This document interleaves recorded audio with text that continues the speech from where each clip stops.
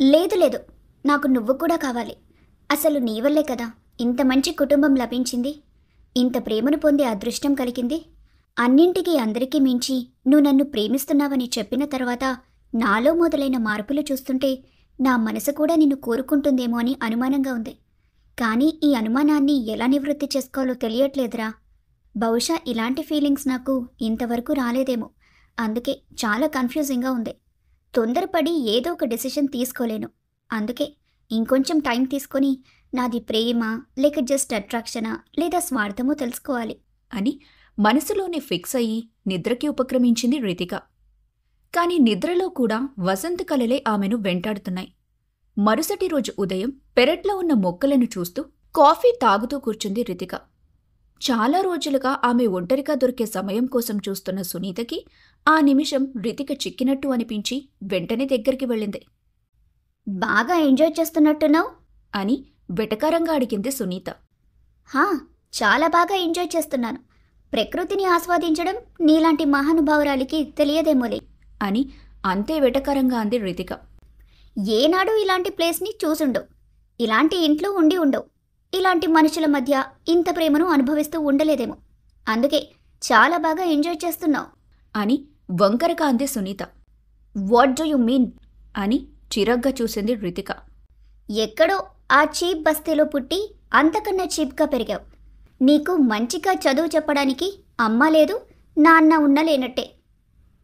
అసలేం తిన్నావో, ఎక్కడ పెరిగావో, ఎలా పెరిగావో, ఆ డర్టీ ఏరియాలో డర్టీ మనుషుల మధ్య తిరిగి ఇప్పుడు స్వర్గం లాంటి ఇంట్లో పడ్డాక తేరగా ఎంజాయ్ చేయక ఇంకేం చేస్తావు అని అంది సునీత. నోరు అదుపులో పెట్టుకొని మాట్లాడడం నేర్చుకో. అది తెలియకి ఆల్రెడీ వసంత్కి దూరమయ్యావు. ఇప్పుడు మనిషిగా కూడా నీ విలువను పోగొట్టుకోకు. నేను పేదింట్లో పుట్టాను, పేదరికంలోనే పెరిగాను, కానీ నాకు మా అమ్మ సంస్కారం నేర్పించింది. నాకు విలువలు తెలుసు, ఎవరితో ఎలా ప్రవర్తించాలో తెలుసు, పెద్దవాళ్లకి మర్యాద ఇవ్వటం కూడా తెలుసు. ముఖ్యంగా ఒక రిలేషన్లోకి అడుగుపెట్టిన తర్వాత ఆ రిలేషన్ని కాపాడుకోవడం కోసం ఎంత దూరమైనా వెళ్ళడం తెలుసు. ఫైనాన్షియల్గా కూడా ఇప్పుడు నేను నీకన్నా చాలా బెటర్గా ఉన్నాను. అన్నిటికీ మించి డబ్బు కోసం ఒక బంధాన్ని వదులుకునే స్థితిలో మాత్రం లేను అని చాలా కోపంగా ధీటుగా చెప్పింది రితిక. అలా చెప్పుకొని నీకు నువ్వు తృప్తి పడుతున్నావంతే. నాకు మాత్రం నీ మీద మొదటి నుండి అనుమానమే. కాలేజ్ టైంలోనే వసంత అందానికి పడిపోయి ఉంటావు. ఫ్రెండ్ పేరుతో తనకి దగ్గరయ్యే సమయంలోని మా ఇద్దరికి పెళ్లి జరిగిపోయింది. అప్పటి నుండి గుంటనక్కలా కాచుకొని కూర్చుంటూ ఇప్పుడు సమయం చిక్కగానే భార్యగా తన జీవితంలోకి అడుగుపెట్టి నన్ను ఇంత అన్యాయం చేసేశావు. నువ్వు వసంత జీవితంలోకి వచ్చింది తన అందం చూసి మాత్రమే కాదు, తన వెనకున్న డబ్బుని, తన ఫ్యామిలీకి ఇచ్చే రెస్పెక్ట్ని చూసి కదూ. ఇది మిడిల్ క్లాస్ ఫ్యామిలీ అయినప్పటికీ నీలాంటి బీదదానికి రిచ్ ఫ్యామిలీతో సమానం. రోజుకు అవమానం పాలయ్యే నీకు ఈ ఫ్యామిలీలో పడితే ఎక్కడ లేని రెస్పెక్ట్ దొరుకుతుందని ఆశపడుంటావు. కానీ నీ ఆశ కోసం సాటి ఆడదానికి అన్యాయం జరిగేలా చేశావు.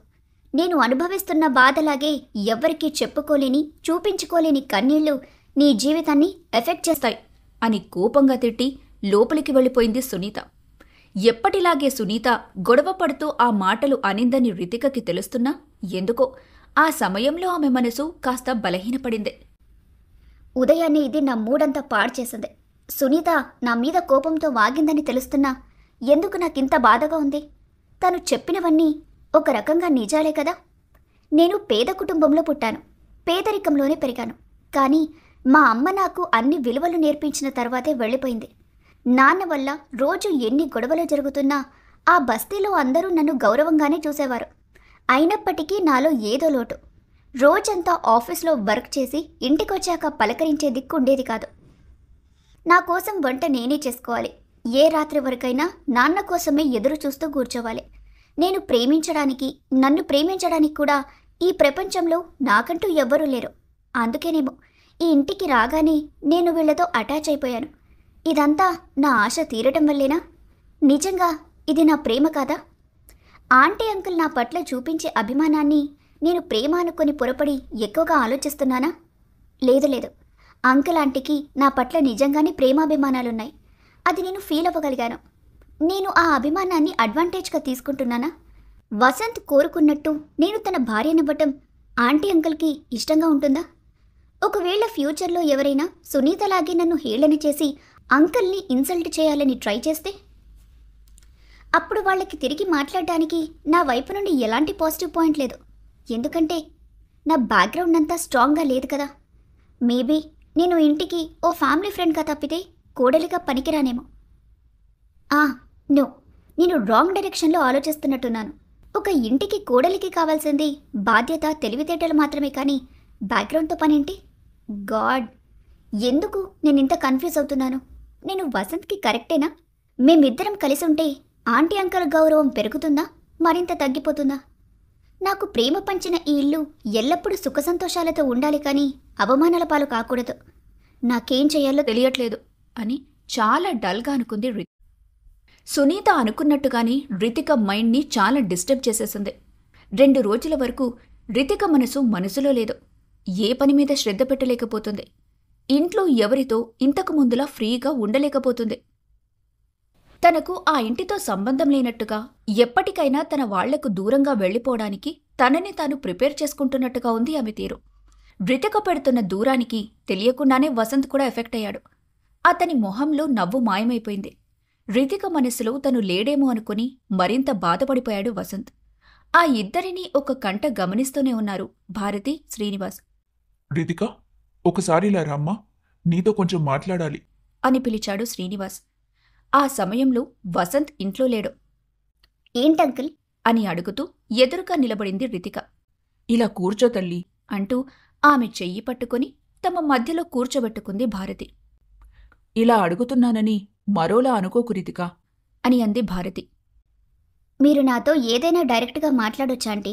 నేనెప్పుడు మిమ్మల్ని తప్పుగా అనుకోను అని నవ్వుతూ చెప్పింది రితిక. నీకు తెలిసిందే, సునీతని వసంత్కి ఇష్టం లేకపోయినా పెళ్లి చేశాను.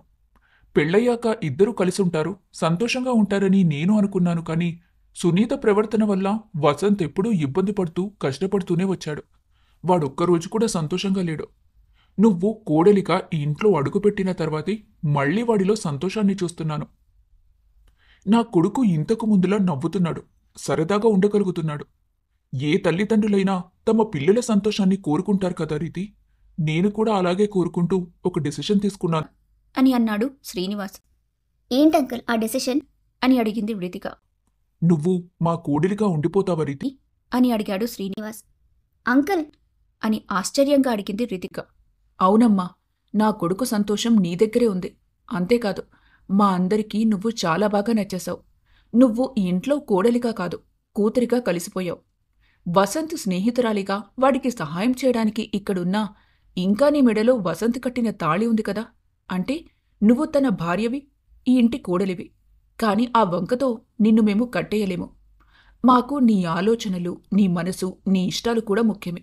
నిన్ను కోడలిగా కాదు, మా కూతురిగా భావిస్తున్నాం. నువ్వు మాతో ఉంటే మా సంతోషాలు రెట్టింపవుతాయని ఆశపడుతున్నాం తల్లి. మా ఆశను తీరుస్తావా అని అడిగింది భారతి. అదంతా విని ఆశ్చర్యం నుండి తేరుకోవడానికి కొంచెం సమయం పట్టింది రితికకు. మీకు నా గురించి పూర్తిగా తెలుసు కదా ఆంటీ, నా ఫ్యామిలీ బ్యాక్గ్రౌండ్ అంటూ ఏదో చెప్పబోయింది రితిక. అంతా తెలుసు రీతి, మాకు నీ గతంతో సంబంధం లేదు. నువ్వేంటో మాకు తెలుసు. నువ్వు సరైన ప్రేమకు నోచుకోకపోయినా చాలా గొప్పగా పెరిగావు. నీ వ్యక్తిత్వం ఉన్నతమైంది, అది చాలు. మాకు నీ విషయంలో ఎలాంటి అభ్యంతరం లేదు. వసంత్ భార్యగా ఉండటం నీకిష్టమైతే వాడు తన ప్రేమతో నీ గతాన్ని మర్చిపోయేలా చేస్తాడు. ఇంతకన్నా ఇంకేం చెప్పినా మా అత్యాశతో నిన్ను ఫోర్స్ చేసినట్టుగా ఉంటుందేమో. నువ్వు చాలా తెలివైన దానివి రితిక. తెలివైన నిర్ణయం తీసుకుంటావు అనుకుంటున్నాను అని ప్రేమగా రితిక తల నిమిరి అక్కడ్నుంచి వెళ్ళిపోయాడు శ్రీనివాస్. మెదడుతో కాకుండా మనసుతో ఆలోచించు రీతి. అప్పుడే నువ్వు సరైన నిర్ణయం తీసుకోగలవు అని చెప్పి భారతి కూడా అక్కడ్నుంచి వెళ్ళిపోయింది. కొంతసేపటి వరకు మౌనంగానే ఉన్న రితి మనసులో నెమ్మదిగా సంతోషం చేరుతుంటే ఆమె మనసు గాల్లో తేలిపోవటం మొదలైంది. భగవంతుడా, చిన్నప్పటినుంచి నువ్వు నాకు ఎంత అన్యాయం చేశావో నువ్వు కూడా రియలైజ్ అయి ఉంటావు కదా. అందుకే ఇన్నేళ్లకు నాకు ఇంత మంచి కుటుంబ ఆదరణ, ప్రేమ దక్కేలా చేశావు. వసంత్ రూపంలో ముందు స్నేహం, తర్వాత ప్రేమ, ఆ తర్వాత ఇంత మంచి కుటుంబం నన్ను వెతుక్కుంటూ వచ్చింది. నా మనసులో ఉన్న భయాలను, ఆలోచనలను నేను బయట పెట్టకుండానే అర్థం చేసుకునే గొప్ప కుటుంబాన్నిచ్చావు. నేను ఎలాంటి ఇన్సెక్యూరిటీతో అయితే వసంత్కి ఈ కుటుంబానికి దూరంగా వెళ్ళిపోవాలనుకున్నానో అవసలు వాళ్ళకి పెద్ద విషయమే కాదన్నట్టు నేను మాత్రమే తమకి కావాలని చెప్పకనే చెప్పారు. నాకిప్పుడు చాలా సంతోషంగా ఉంది. నేను ఈ ఇంటి కోడలిగా మారటానికి ఇంకా ఎలాంటి అడ్డంకులు లేవు. ఇప్పుడు నేను ఈ ఇంటి కోడల్ని. నాకంటూ ఒక కుటుంబం ఉంది. నాకు భర్త ఉన్నాడు. తనకి నేనంటే చాలా ఇష్టం. నేనంటే చాలా అపురూపం. తను స్నేహితుడు మాత్రమే కాదు, మంచి భర్త కూడా అవ్వగలడు, మంచి తండ్రి అవ్వగలడు. అంతకన్నా మించి ఒక మంచి వ్యక్తిత్వం ఉన్న అబ్బాయి. నువ్వు నాకు ఇన్నేళ్లుగా ఏవైతే దూరం చేశావో అవన్నీ ఈ కుటుంబం ద్వారా తిరిగిస్తున్నావు. నాకు చాలా సంతోషంగా ఉంది. ఈ సంతోషానికి కారణమైన నీకు మళ్ళీ రుణపడిపోతున్నాను. థ్యాంక్ యూ సో మచ్ అని కనిపించని దేవుడికి ఎన్నో వేలసార్లు కృతజ్ఞతలు చెప్పుకుంది రితిక. వసంత్, ఇప్పుడు నా ప్రేమను నీకు చెప్పకుండా ఆగిపోవడానికి నా దగ్గర ఒక్క రీజన్ కూడా లేదు. ఇన్నాళ్ళు నా మౌనంతో నిన్ను చాలా ఇక మీదట జీవితంలో ఎప్పుడూ నా కారణంగా నిన్ను బాధపడనివ్వను. వెంటనే నా ప్రేమ విషయం నీతో చెప్పి నీ కళ్ళల్లో సంతోషం చూడాలి అని ఆనందంగా అనుకుంది రితిక. ఇంట్లో లేని వసంత్ ఎప్పుడెప్పుడొస్తాడా అని ఎదురు చూడటం మొదలుపెట్టింది. అలా ఎదురు చూస్తూ అటూ ఇటూ తిరుగుతూ ఉండగా సునీత రూంలో నుండి ఏదో శబ్దం రావటంతో అటుగా వెళ్ళింది. ఆ రూంలో వస్తువులన్నీ చిందరవందరగా పడుంటే సునీత చేతిలో ప్రెగ్నెన్సీ టెస్ట్ కిట్ ఉంది. తొంగి చూసిన ఆమెకు అందులో పాజిటివ్ లైన్స్ కనిపించగానే కళ్ళు రెండింతలయ్యాయి. ఏయ్, ఏంటే ఇది అని కోపంగా గట్టిగా అరిచింది రితిక. నువ్వా? నా పర్మిషన్ లేకుండా నా రూంలోకి ఎందుకొచ్చావు అని కోపంగా అడిగింది సునీత. ముందు నేను అడిగిన దానికి సమాధానం చెప్పు. ఈ ప్రెగ్నెన్సీ కిట్ ఏంటి? నిజంగానే నువ్వు ప్రెగ్నెంట్వా అని సీరియస్గా అడిగింది రితిక. కళ్ళు కనిపించట్లేదా? ఇక్కడ పాజిటివ్ లైన్స్ వచ్చాయి అని విసుగ్గా చెప్పింది సునీత. సిగ్గు లేకుండా నువ్వు ప్రెగ్నెంట్ అని ఒప్పుకుంటున్నావా? అసలు ఎంత దిగజారిపోయావో నీకైనా అర్థమవుతుందా అని అసహ్యంగా చూస్తూ అడిగింది రితిక. అంత సిగ్గుపడేంత పని ఇప్పుడు నేనేం చేశాను అని అడిగింది సునీత. ఆ చెండాలాన్ని నాతోనే చెప్పించాలనుకుంటున్నావా? నీ కడుపులో బిడ్డకి తండ్రెవరు అని అడిగింది రితిక. నోటికొచ్చినట్టు వాగితే మర్యాదగా ఉండదు అంటూ వేలు చూపించింది సునీత. నీ మొహానికి పౌరుషమొకటి. నా మొగుడు, నా భర్త, నా ఇల్లు అని వచ్చినప్పటినుంచి ఎగురుతుంటే ఏదో మూలన నువ్వు మంచి ఆడదానివే కానీ సంస్కారం తక్కువైంది అంతే అనుకున్నాను. కానీ ఇప్పుడు నిన్ను చూస్తుంటేనే అసహ్యం వేస్తోంది. ఒక పక్క వసంత్తో పూర్తిగా విడిపోనేలేదు. అతనితో విడాకులు తీసుకోలేదు. ఇంకా ఈ ఇంట్లోనే వేలాడుతున్నావు. వసంత్ కోసం నాతో ప్రతిరోజు గొడవ పడుతున్నావు. ఇదంతా ఇలా జరుగుతుండగానే మరొకరితో కడుపు చేయించుకోవడానికి నీకు కాస్తైన సిగ్గులేదా? నీకు ఇంకెవరి మీదైనా ప్రేముంటే బుద్ధిగా ఇంట్లో నుండి వెళ్ళిపోయి అతన్నే పెళ్లి చేసుకోక ఎందుకే మా ఎవరికి ప్రశాంతత లేకుండా చేస్తున్నావు అంటూ చాలా కోపంగా తిట్టింది రితిక. అయిపోయిందా నీ సోది అని చేతులు కట్టుకొని అడిగింది సునీత. చేసే వెధవ పనులన్నీ చేసి ఇంత ధైర్యంగా ఎలా ఇంట్లో ఉండగలుగుతున్నావే అని అడిగింది రితిక. నేను ఎలాంటి వెధవ పని చేయలేదు. నా బిడ్డకి తండ్రి వసంత్ అని చెప్పింది సునీత. అది వినగానే రితిక ప్రపంచం స్తంభించిపోయినట్టుగా అనిపించింది. దొంగ నేరుగా దొరికిపోయాక తప్పించుకోవడానికి అబద్ధాలు చెప్పొచ్చు, కానీ ఇది అలాంటి చిన్న విషయం కాదు. వసంత్కి నీకు మధ్య అలాంటిదేమీ జరగలేదని నాకు బాగా తెలుసు. నువ్వు చేసిన పిచ్చి పనికి వసంత్ శిక్ష అనుభవించేలా చేయకు అని వార్నింగ్ టోన్తో చెప్పింది రితిక. నీకు పూర్తిగా తెలియనప్పుడు అన్నీ మూసుకొనుండటం నేర్చుకో. నువ్వు రాకముందు ఈ ఇంట్లో మా గదిలో ఏం జరిగిందో నీకెలా తెలిసే? తల్లిగా, ఆడదానిగా నా బిడ్డకు తండ్రెవరో నాకు తెలీదా అని కోపంగా అడిగింది సునీత. బుకాయించడానికి ట్రై చేయకు. వసంత్ నాకు అన్నీ చెప్పాడు. పెళ్లైన మొదటి రోజు నుండి నీకు షికార్ల మీద ఉన్న ధ్యాస బంధం మీద లేదు. ఎంతసేపు ఎక్కడికి వెళ్ళి ఎలా ఎంజాయ్ చేయాలన్న ఊహలే తప్ప భర్తతో కలిసిమెలిసి సంతోషంగా ఉండాలి, అతనికి అతని మనసుకి దగ్గరవ్వాలనే ధ్యాస ఎప్పుడూ లేదు. మీ మధ్య ఇంతవరకు ఫిజికల్ రిలేషన్ కూడా లేదని వసంత్ నాకు చెప్పాడు అని అంది రితిక. నువ్వు చెప్పింది నిజమే. మా మధ్య ఇంతవరకు ఈ ప్రేమ లేదు, కానీ ఫిజికల్ రిలేషన్ ఉంది. అది కూడా వసంత్కి తెలీదు అని బాధగా మొహం పెట్టింది సునీత. ఏం చెప్తున్నావు నువ్వు అని ఆశ్చర్యంగా అడిగింది రితిక. అవును, నువ్వు ఈ ఇంటికి రావడానికి ముందు అత్తయ్య, మామయ్య, మానస తిరుపతికి వెళ్లారు. ఆ సమయంలో వసంత్, నేను మాత్రమే ఇంట్లో ఉన్నాం. ఒకరోజు మా ఇద్దరికి చాలా పెద్ద గొడవైంది. అప్పుడు వసంత్ అప్సెట్ అయి చాలా డ్రింక్ చేశాడు. ఆ మత్తులో తెలియకుండానే నాకు దగ్గరయ్యాడు. కానీ ఉదయానికి అతనంతా మర్చిపోయాడు. నేను గుర్తు చేయడానికి ట్రై చేసినా మా మధ్య అంత సఖ్యత లేదు కాబట్టి తను నా మాటలు నమ్మడనే ఉద్దేశంతో నేను అసలు తనతో ఆ టాపిక్ గురించి ఎప్పుడూ మాట్లాడలేదు. అంతలో సడన్గా నువ్వు వచ్చావు. నాకు దగ్గరై నాలో తన పట్ల ఫీలింగ్స్ కలిగించిన వసంత్ సడన్గా నేను తనకి వద్దంటూ నువ్వే తనకి భార్యగా ఉండాలని చెప్పినప్పుడు నా మనసు చాలా గాయపడింది. అందుకే నాకు నా భర్త కావాలని చాలా గొడవ చేశాను. ఆ గొడవలో ఆవేశం కోపం ఎక్కువై ఆలోచన లేకుండా తాళి తీసేశాను తప్ప వసంత్ మీద నాకు ప్రేమ లేక కాదు. నిజంగా తానంటే నాకు ఇష్టం లేకపోయి ఉంటే మీ అందరి చేత మాటలు పడుతూ అవమానాలు అనుభవిస్తూ ఇక్కడెందుకుంటాను? లాస్ట్ మంత్ నా పీరియడ్ మిస్ అయిందని అనుమానంతో ఇప్పుడు టెస్ట్ చేసుకుంటే నేను ప్రెగ్నెంట్ అని బయటపడింది. ఇప్పుడు నా పరిస్థితి ఏంటి అని ఏడుస్తూ అడిగింది సునీత. అప్పటికే ఆ మాటలతో షాక్లోకి వెళ్లిన రితికకి ఎలా స్పందించాలో తెలియక అలాగే నిలబడిపోయింది. నా కడుపులో వసంత్ బిడ్డ పెరుగుతుంది రితిక. ఇప్పటికైనా దయతలిచి మమ్మల్ని వదిలేసి వెళ్ళిపో. లేదంటే నా బిడ్డకి తండ్రి దూరమైపోతాడు. వసంత్ తన బిడ్డకు దూరమైపోతాడు. నీకు మీ అమ్మ లేదు. తల్లిదండ్రుల ప్రేమ విలువ తెలిసిన నువ్వు తండ్రి బిడ్డలని దూరం చేస్తావా? అదే కనుక జరిగితే నేను నా బిడ్డ సముద్రంలో దూకి చచ్చిపోతాం. ప్లీజ్ మమ్మల్ని వదిలే. నా వసంత్ నాకు కావాలి. నా బిడ్డకు తండ్రి కావాలి. నాలాగే నా బిడ్డ కూడా తండ్రి ప్రేమకు నోచుకోకుండా పెరగకూడదు అని ఏడుస్తూ చేతులు జోడించింది. నువ్వు నిజమే చెబుతున్నావా సునీత అంటూ తడబడుతున్న గొంతుతో అడిగింది రితిక. నువ్వు నన్ను నమ్మవని నాకు తెలుసు రితిక. నువ్వే కాదు, వసంత్ కూడా నమ్మడు. ఎందుకంటే అతనికి ఏం గుర్తులేదు కదా. నేను DNA టెస్ట్కి కూడా రెడీగా ఉన్నాను. మీకు నమ్మకం ఉన్న చోట మీకు నచ్చిన టెస్టులు చేయించండి అని అంది సునీత.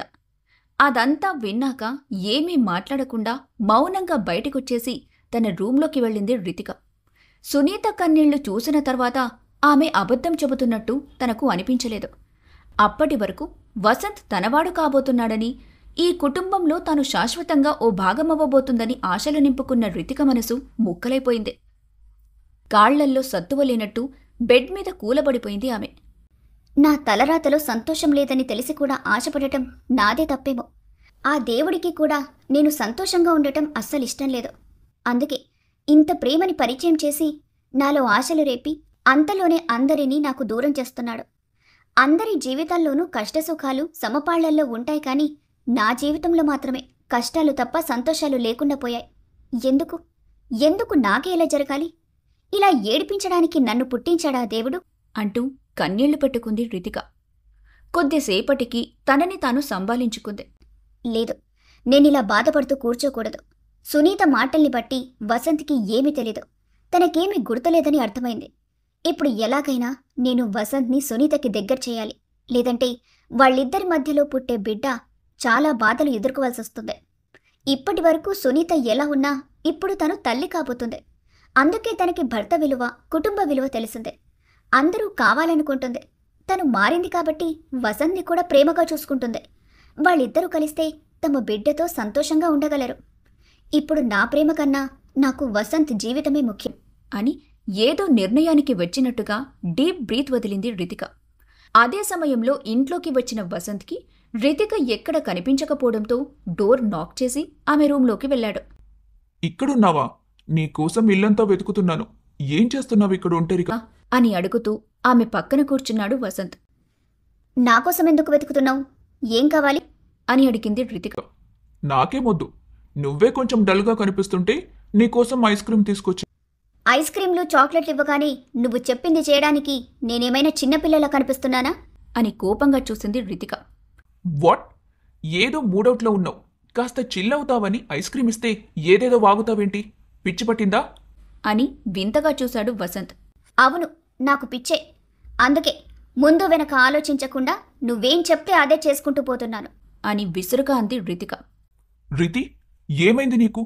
ఎందుకలా మాట్లాడుతున్నావు అని ఆశ్చర్యంగా అడిగాడు వసంత్. ఇంకా ఎన్నాళ్ళు ఇలా నాటకమాడుతూ మీ ఇంట్లోనే ఉండాలి అని అరిచినట్టే అడిగింది రితిక. ఎందుకే అంత కోప్పడుతున్నావు? ఇప్పుడేమైంది? సునీత మళ్ళీ నీతో ఏమైనా గొడవ పడిందా అని అడిగాడు వసంత్. అవును, నన్ను తనతో మాటలు అనిపించడానికే ఇక్కడికి తీసుకొచ్చావు. నా నిస్సహాయ స్థితిని అడ్డుపెట్టుకుని మెడలో ఓ పసుపు కొమ్ము కట్టేసి నీ స్వార్థానికి వాడుకోవడానికే నన్ను ఈ ఇంట్లో పెట్టావు. ఇప్పుడు సునీత కాకపోతే నేనన్నట్టు నీకు 2 ఆప్షన్స్ ఉన్నాయి. సునీత అంటే నీకు ముందు నుండి ఇష్టం లేదు కాబట్టి తనని వదిలించుకొని నన్ను తగిలించుకోవడానికి ట్రై చేస్తున్నావు. నేను ఒప్పుకోలేదు కాబట్టి నాకు ఫ్యామిలీ లేదని వీక్నెస్ని అడ్డుపెట్టుకొని అందర్నీ నాకు దగ్గర చేసే ప్రయత్నంలో ఉన్నావు. మీ అమ్మా నాన్నల కోసమైనా నేను నీతో ఉంటానని నీ ప్లాన్. నేను కూడా జాబ్ చేస్తున్నాను. నువ్వు కోరుకున్నట్టుగా ఇక్కడే ఉండిపోతే నా శాలరీతో నెమ్మదిగా నీ అప్పులు తీర్చేసుకోవచ్చు. అంతేకాకుండా నా వల్ల నీకు పెద్దగా ఎలాంటి ఖర్చులు నష్టాలుండవు. నా విషయంలో అన్నీ నీకు అనుకూలంగా ఉన్నందువల్లే నాకు ప్రపోజ్ చేసావు తప్ప నేనంటే నీకు ప్రేమ లేదు. కేవలం ఇదంతా ఒక బిజినెస్ లాగా చూస్తున్నావు నువ్వు. నా మనసుతో నీకు సంబంధం లేదు. నన్ను కన్ఫ్యూజన్ స్టేజ్లో వదిలేసి ఆ కన్ఫ్యూజన్లో ఉండగానే పూర్తిగా ఇక్కడే లాక్ చేయాలనుకుంటున్నావు. నీకేం, నువ్వు బాగానే ఉంటావు. కానీ ఈ సమాజంలో ప్రతి ఒక్కరూ నన్నే వేలెత్తి చూపిస్తారు. పచ్చగా ఉన్న మీ జంట మధ్యలోకి నేను వచ్చానని, సునీత జీవితాన్ని నాశనం చేశానని, నేను క్యారెక్టర్ లేని అమ్మాయినని అందరూ అనుకుంటారు. నన్ను ఎవరేమనుకున్నా నీకు పట్టదేమో, కానీ నేను మాత్రం ఆత్మాభిమానం లేని మనిషిని కాను. ఎవరి సహాయం లేకుండా నా కాళ్ల మీద నేను నిలబడిన దాన్ని. మిగతా జీవితం కూడా అలాగే బతికేయగలను. నీలా సెకండ్ హ్యాండ్ గాడిని పెళ్లి చేసుకుని కష్టమో నష్టమో అనుకుని జీవితాంతం అడ్జస్ట్ అవుతూ అందరి చేత మాటలు పడుతూ బతకాల్సిన అవసరం నాకు లేదు. ఇక మీదట నేను ఈ ఇంట్లో ఉండాలనుకోవట్లేదు. వెంటనే వెళ్ళిపోతాను అని నిర్ణయం తీసుకున్నట్టుగా స్ట్రిక్ట్గా చెప్పింది రితిక. ఆ మాటలకు షాక్ అయిపోయినట్టుగా కొన్ని క్షణాల వరకు రియాక్ట్ అవ్వలేకపోయాడు వసంత్. రితి, నువ్వేనా ఇది? నువ్వేనా ఇలా మాట్లాడుతుంది అని తగ్గని ఆశ్చర్యంతో అడిగాడు వసంత్. అవును, నేనే. ఇన్ని రోజులు నువ్వు ఎలా చెబితే అలా వింటూ గంగిరెద్దులా తలూపి ఇప్పుడే జ్ఞానోదయమైన రితికని అని చెప్పింది రితిక. లేదు రితి, ఇది నువ్వు కాదు. నా రితిక ఎలా ఉంటుందో నాకు తెలీదా? నేను లేని సమయంలో ఏదో జరుగుంటుంది. అందుకే నువ్వు ఇలా మాట్లాడుతున్నావు. ఏం జరిగింది రితి? ఎవరేమన్నారు? ఏ విషయమైనా నాతో చెప్పు అని అడిగాడు వసంత్. ఏం జరగలేదని చెప్తున్నా కదా. ఆలోచిస్తుంటే నాకే అన్ని నిజాలు తెలిసిపోయాయి. అందుకే నేనిక మీదట ఇక్కడ ఉండకూడదని నిర్ణయించుకున్నాను. వెంటనే వెళ్ళిపో అంటూ తన లగేజ్ బ్యాగ్ తీసింది రితిక.